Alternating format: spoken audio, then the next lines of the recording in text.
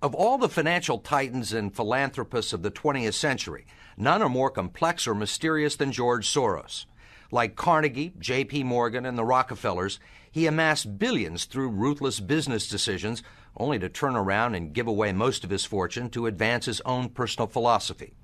He can move world financial markets simply by voicing an opinion, or destabilize a government by buying and selling its currency. He also pledged more aid last year to help people in Russia than the U.S. government did. But now George Soros is worried. He thinks the global economy is coming apart at the seams and that the world needs to be protected from people like George Soros. We may now think that everything is fine, but the fact is that the system is broke and it needs fixing. What you're doing is asking some form of regulation to protect the world against you. Well, I am a player, and I think all players should be regulated. There have to be rules of the game. Take 81,000 to buy. Buy 48,000. Buy him 69,000 YUM. Right now, his Quantum Group hedge fund moves $14 billion of rich investors' money around the world every day, looking for profits and answering to no one. Soros makes huge bets on whole countries and economies. Last year, when he saw cracks in the Asia boom, he began selling the currency in Thailand. Traders in Hong Kong followed suit, triggering a financial crisis that plunged much of Asia into a depression. In the last 2 years, you've been blamed for financial collapse of Thailand, Malaysia, Indonesia, Japan, and Russia. All of the above. All of the above. Yeah. Are you that powerful? No, I think there's a great misunderstanding. The Prime Minister of Malaysia said that the region spent 40 years trying to build up its economy, and along comes a moron like Soros with a lot of money, and it's all over. He called you a criminal. It's easier for him to blame an outside force than to admit that they were mismanaging their economy and their currency. The French finance minister talked about hanging speculators from lampposts. Soros says the Asian currencies would have collapsed even if he hadn't been in the market. They were overvalued. He says people tend to follow his lead because he's been so successful. I think that I've been blamed for everything. I am basically there to make money. I cannot and do not look at the social consequences of what I do. This man is a carnivore of the first order. Jim Grant is the editor of Grant's Interest Rate Observer and one of Wall Street's most respected analysts. He never tires of watching Soros, in part because of the huge bets he's willing to place on his hunches. He has always amazed the people he's worked with at his audacity and his willingness to back up his commitments with enormous sums of money. It causes the blood to drain from ordinary mortals' faces. Like risking $2 billion in Russia. When the Russian market began falling apart in August, Soros was the country's single largest investor. He called the U.S. Treasury and asked Uncle Sam for $7 billion to prop up the ruble. When U.S. officials failed to intervene, Soros wrote a letter to the Financial Times of London saying he thought the Russian currency should be devalued by as much as 25%. A few words from Soros were enough to cause panic selling that fueled the crash. What's it like to have a statement that you make have such serious, grievous consequences? I mean, you can, it looks to me like in a number of situations you can take a position against a currency or make a statement, and the whole country falls apart. Well, it's a tremendous sense of responsibility, actually.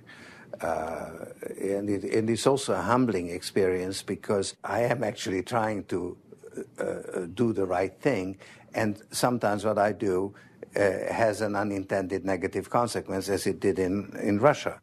For both the Russian middle class and for Soros, who lost his $2 billion. Whatever his motivations, no one can accuse him of greed. He's backed away from the day-to-day operation of his businesses and is giving away his billions now with the same determination that he made them in places like Haiti, a country that has less money in the bank than he does. Last month, he brought the First Lady with him for a look at some of the projects his foundation is funding. This is Mr. George Soros, and he's going to be helping the hospital. This year, Soros plans to give away almost $500 million around the world. In Bosnia, when the water supply to Sarajevo was cut off at the height of the siege, it was Soros who wrote a check to jury-rig a pipeline through an abandoned highway tunnel. $5 million up front can be more valuable than $50 million a year or two later. Ambassador Richard Holbrooke brokered the peace in Bosnia. At one point, after the Dayton peace agreements in Bosnia in 1995, for a considerable period of time, George had given more money to implement the peace agreements than the U.S. government had. He just could move that fast. In Russia, he pledged $100 million to help scientists who might otherwise have sold their expertise to bidders like Iran or Iraq. In Eastern Europe, he's educated a new generation. And in Ukraine, he spent millions retraining the old Soviet military. At the center of George Soros, there's an inherent contradiction. Which is? Which is, on one hand, you're the capitalist who does not care about the social consequences of his act, and on the other hand, you are a philanthropist who cares only about social consequences. How do you resolve the two? Recognizing that as a competitor, I've got to compete to win. As a human being, I am concerned about the society in which I live. Which George Soros am I talking to now? The amoral George Soros or the moral George Soros? It's one person. It's one person who at one time engages in amoral activities and at the rest of the time tries to be moral. To understand the complexities and contradictions in his personality, you have to go back to the very beginning, to Budapest, where George Soros was born 68 years ago to parents who were wealthy, well-educated, and Jewish. When the Nazis occupied Budapest in 1944, George Soros' father was a successful lawyer. He lived on an island in the Danube and liked to commute to work in a rowboat. But knowing there were problems ahead for the Jews, he decided to split his family up. He bought them forged papers, and he bribed a government official to take 14-year-old George Soros in and swear that he was his Christian godson. But survival carried a heavy price tag. While hundreds of thousands of Hungarian Jews were being shipped off to the death camps, George Soros accompanied his phony godfather on his appointed rounds, confiscating property from the Jews. These are pictures from 1944 of what happened to George Soros' friends and neighbors.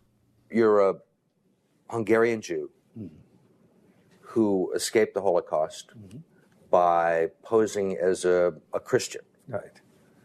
And you watched lots of people get shipped off to the death camps. Right. I was 14 years old. And I would say that that's when my character was made. In what way? That one should think ahead, one should understand and anticipate events, and one is threatened. It was a tremendous threat of evil. I mean, it was a very personal experience of evil. My understanding is that you went out with this protector of yours who swore that you were his adopted godson. Yes. Went out, in fact, and helped in the confiscation of property from the Jews. That's right. Yes. I mean, that sounds like an experience that would send lots of people to the psychiatric couch for many, many years. Was it difficult? Not at all. Not at all. Maybe as a child you don't see the connection, but it created no problem at all. No feeling of guilt. No. For example, that I'm Jewish, and here I am watching these people go. I could just as easily be there. I should be there. None of that. Well, of course, I could be on the other side, or I could be the one from whom the thing is being taken away. But there was no sense that I shouldn't be there, because that was, well, actually, funny way, it's just like in markets, that if I weren't there, of course I wasn't doing it, but somebody else would be taking it away anyhow. In other words, whether I was there or not, I was only a spectator, the property was being taken away. So I had no role in taking away that property. So I had no sense of guilt. Are you religious? No. Do you believe in God? No. Soros told us he believes God was created by man, not the other way around, which may be why he thinks he can smooth out the world's imperfections. When we went with him to Ukraine, he was treated like a visiting head of state and was received by the president. Then he was received by the prime minister and finally the central bank. 20% in cash. They even allowed him to look at the books and asked him for advice. Lots of people want George Soros' advice. Most recently, South African President Nelson Mandela. Actually, President Mandela asked me, how could South Africa protect itself against speculators like you? And I told him, I wrote him a memo, trying to give him the best advice I could, how to reduce the exposure of South Africa to speculative attack. That's the old stop me before I kill again approach, right? Well, you're telling this is what you can do to stop me. Whether I or somebody else does whatever is happening in the markets, it really doesn't make any difference to the outcome.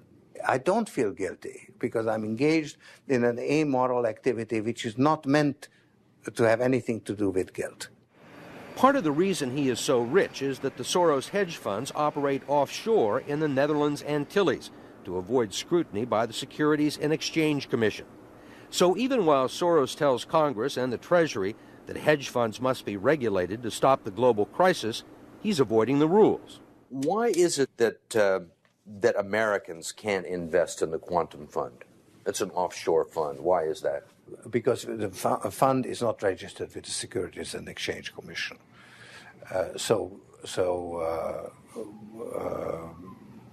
We are not licensed to do business in the United States. That's right. Because? Because we are not registered with the Securities and Exchange Commission. Because we find it more convenient to operate without it. So in some ways it's to escape regulation. Yeah, that's right. But you've been sitting here talking about the need for regulation. Yes, and whatever regulations are imposed, we will obey. We already conform to everything. If the beneficiaries of Soros's billions do not understand the intricacies of SEC rules and offshore hedge funds, they do understand what he's done for them.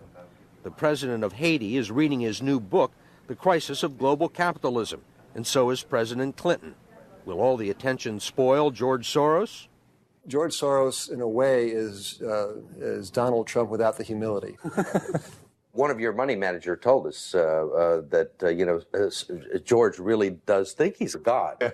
I mean, if you think that you're God and you go into financial markets, you're bound to come out broke. So the fact that I'm not broke shows that I don't believe that I'm God.